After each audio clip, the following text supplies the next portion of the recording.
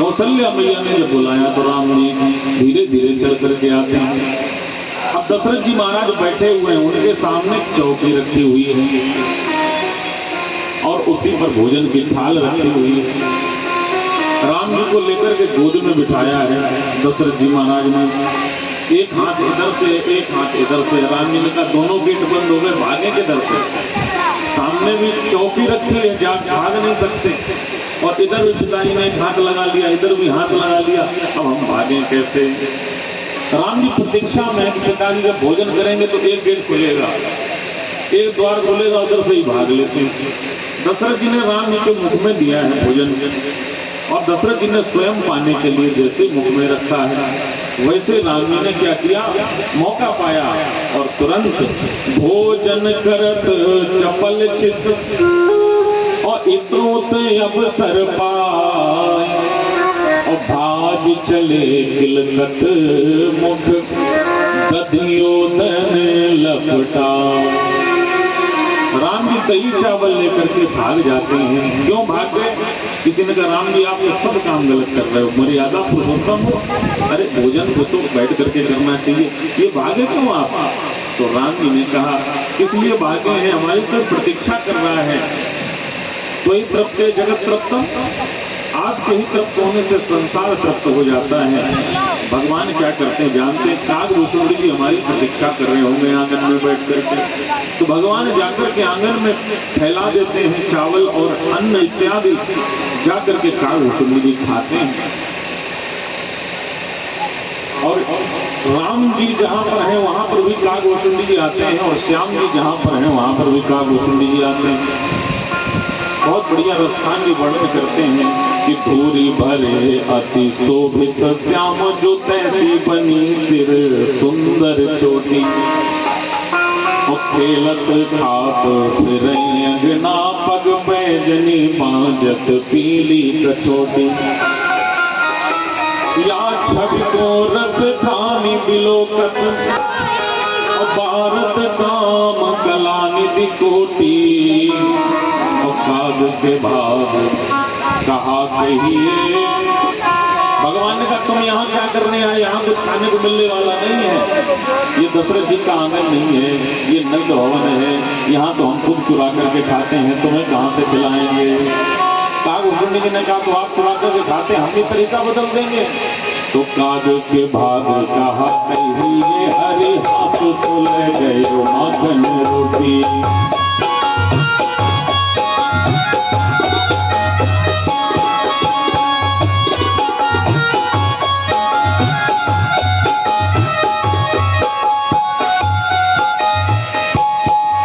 कागभूषुंडी भगवान के हाथ से रोटी का टुकड़ा छीन करके चले जाते हैं।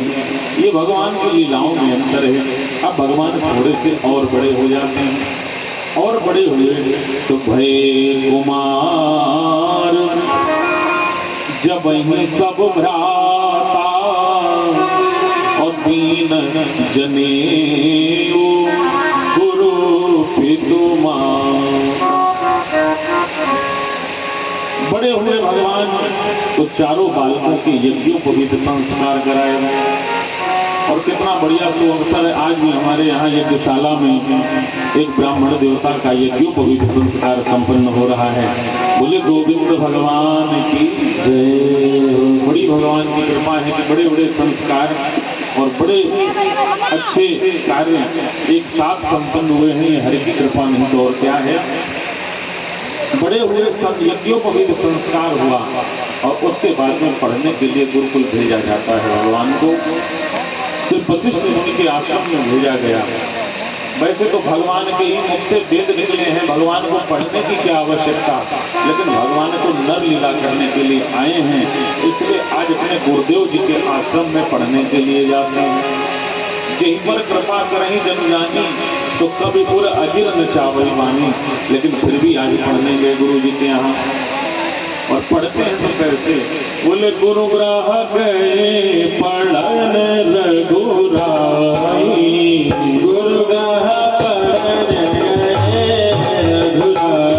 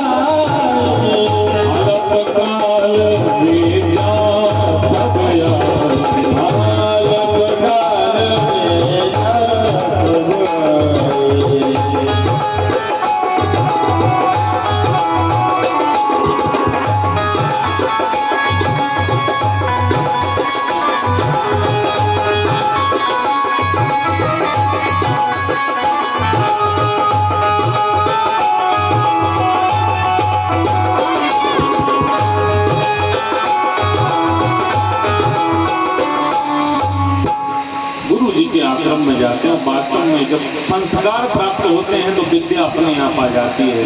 इसलिए विद्या पाने के लिए सबसे पहले क्या चाहिए? संस्कार। इसीलिए पहली जो कक्षा होती है, जब भी विद्यार्थी जाता है तो सुबह एक क्लास जो प्रारंभ होती है उसको सदाचार की क्लास कहते हैं। अब लगती कि नहीं, नैतिक शिक्षा की क्लास पहली होती है, इसीलिए क्योंकि पहले संस्कार सीखिए और उसके बाद में विद्या सीखिए। क्योंकि संस्कार आएंगे तो विद्या स्वतः आ जाएगी। अभिवादनशीलस्य नित्यं वृद्धोऽपि सेविना और चत्वारि तस्य वर्धन्ते आयुर्विद्या यशोबलम्।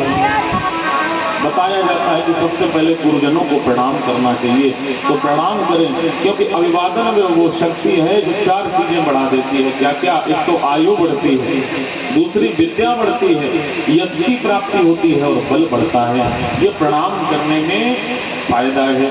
इसलिए विद्यार्थी को, छात्र को सबसे पहले गुरुजनों को नमस्कार करना चाहिए, प्रणाम करना चाहिए और नैतिक शिक्षा की क्लास, नैतिक शिक्षा के संस्कार अवश्य ग्रहण करने चाहिए। लेकिन आज कॉन्वेंट शिक्षा पद्धति ने सब समाप्त कर दिया है। बोले प्रेयर होगी तो अंग्रेजी में होगी ताकि हमें एक शब्द समझ में न आए तुम अपने भगवान से क्या कह रहे हो। हम आप भगवान की प्रार्थना करते थे तो कहते थे वहां तक कि हमें दो, दया नहीं दो। अब बच्चा लोग अंग्रेजी में बोलते हैं, उन्हें यही पता नहीं है कि हम अपने भगवान से क्या बोल रहे हैं। अरे प्रार्थना तो अपनी ही भाषा में करनी चाहिए, जो हमारी भाषा है, मातृभाषा है, उसका प्रयोग होना चाहिए, संस्कृत का प्रयोग होना चाहिए। क्योंकि जिसको संस्कृत का ज्ञान नहीं है उसे कभी संस्कार आ ही नहीं सकते। इसलिए अपनी भाषा का ज्ञान बहुत आवश्यक है। राम जी ने बड़े ही कम समय में विद्या को प्राप्त किया है और थोड़े बड़े हुए राम जी को शिकार करने के लिए जाने लगे। शिकार करने बोले अनुज सखा संग और ली बुलाई अपन मृग यानिक खेल ही जाई। जब शिकार करने जाते हैं तो कैसे शिकार करते हैं? शिकार में एक ही हिरन मारते हैं, जिस हिरन का नाम है पावन मृग। पावन मृग और मारही जिय जान। आप लोग सोचेंगे अच्छा एक बात बताइए, पावन ही मृग क्यों मारते हैं? मृगों की तो कई जातियां होती हैं, श्याम मृग, सौरभ मृग, आर्यन मृग, कृष्ण जिन मृग, रुरु मृग और पावन मृग, कई मृग की जातियां होती हैं। तो पावन ही मृग क्यों मारते हैं? बोले पावन मृग में विशेषता होती है। पावन मृग की नाभ में कस्तूरी होती है और ये कस्तूरी इतनी सुगंध देती है, इतनी सुगंध देती है कि वो हिरन सोचता है ये कहाँ से आ रही है सुगंध, और भागने लगता है। इतना भागता है, इतना भागता है कि अपने आप प्राण छूट जाते हैं। और जिस राजा के राज्य में हिरन अपनी मृत्यु से मर जाता है उस राज्य में अकाल पड़ जाता था। इसलिए राजा लोग ढूंढ ढूंढ करके इस मृग को मारते थे। राम जी गए और जाकर के उस मृग का वध करते हैं। जब विश्वास नहीं होता कि पावन मृग है कि नहीं है तो दिन प्रतिदिन दिखा अपने पिता को ला करके दिखाते थे तो दशरथ जी बड़े प्रसन्न होते थे। राम जी आपसे तो कोई अपराध बन ही नहीं सकता, आप तो साक्षात धर्म की मूर्ति है। इस प्रकार से और राम जी बड़े हुए तब भगवान श्री तुलसीदास बाबा कहते हैं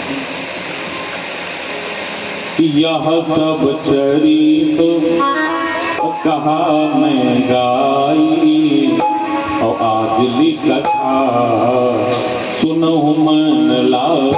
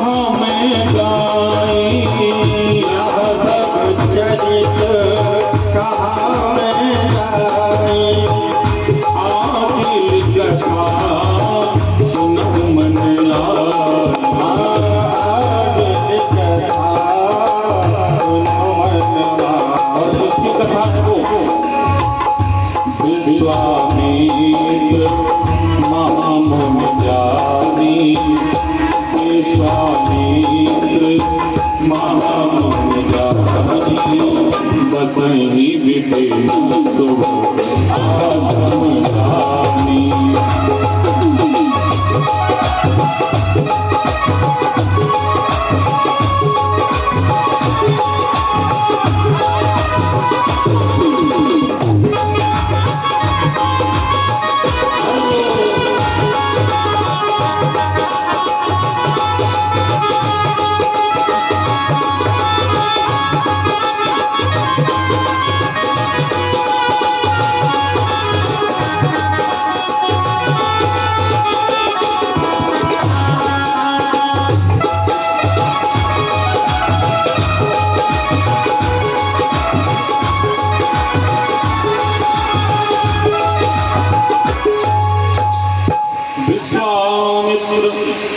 महामुनि ज्ञानी और बसहि विपिन शुभ आश्रम जान।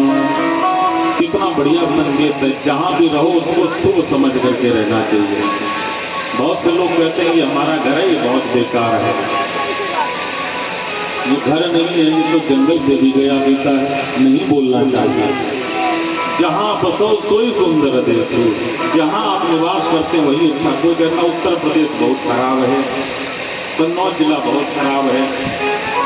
क्या खराब है? जितने भी अच्छे तीर्थ हैं, काशी तो यूपी में ही है, मथुरा यूपी में ही है, अयोध्या यूपी में ही है, नैमिषारण्य उत्तर प्रदेश में ही है, गंगा मैया है, गोमती मैया है, यमुना मैया है, और क्या चाहिए बताइए। कृषि योग्य भूमि, गंगा यमुना के मैदान, कितनी बढ़िया कृषियों की भूमि प्राप्त भगवान ने दी है। इसलिए अपनी जन्मभूमि को सदा श्रेष्ठ समझना चाहिए, अपनी कर्म भूमि को सदा श्रेष्ठ समझना चाहिए। इसलिए बसहि विपिन शुभ आश्रम जान। चाहते तो छोड़ करके कुछ दूसरी जगह जा सकते थे, समस्या क्या थी? बोले जहाँ जप यज्ञ जोग मुनि करही, अतिमारी सुबह हुई डरही। राक्षस परेशान करते, यज्ञ नहीं करने देते। चाहते तो विश्वामित्र स्वयं शस्त्र उठाकर जो राक्षसों का संहार कर सकते थे, लेकिन आज विश्वामित्र क्षत्रिय विश्वामित्र नहीं है। आज विश्वामित्र कैसे महामुनि ज्ञानी है, ब्रह्म तेज प्राप्त कर चुके हैं विश्वामित्र।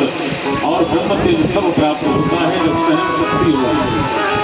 तो बोले हम आज भगवान का परम सानिध्य प्राप्त कर चुके हैं, और ये कार्य क्षत्रियों का है, क्योंकि अब तो हम ब्राह्मण हो गए।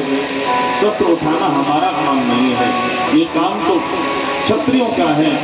और मैंने सुना है कि भगवान का अवतार इन दुष्टों के नाश के लिए हुआ है। इसीलिए अब हमको क्या करना चाहिए? भगवान के पास जाना चाहिए।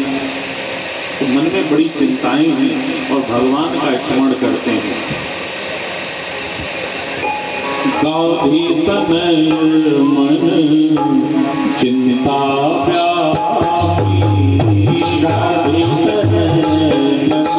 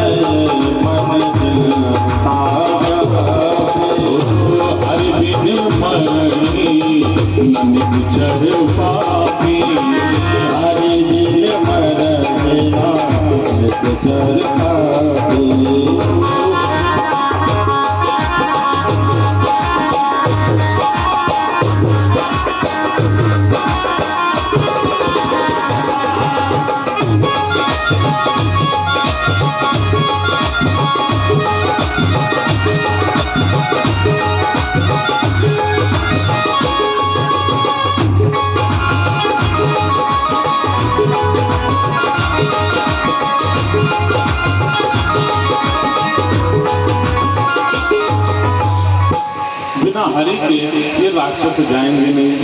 क्या करना पड़ेगा? भगवान को बुलाने जाना पड़ेगा, क्योंकि भगवान ऐसे तो आने वाले नहीं। जब तक हम पुकारेंगे नहीं तो भगवान कैसे हमारी समस्या का समाधान होगा? पता नहीं आएंगे कि नहीं आएंगे, भाव मन में है विश्वामित्र जी के। कोई बात नहीं, अपना प्रयास नहीं छोड़ना चाहिए। विश्वामित्र जी जाते हैं और मन में विचार करते हैं कि कैसे होंगे भगवान, उनके दर्शन करूंगा जाकर के।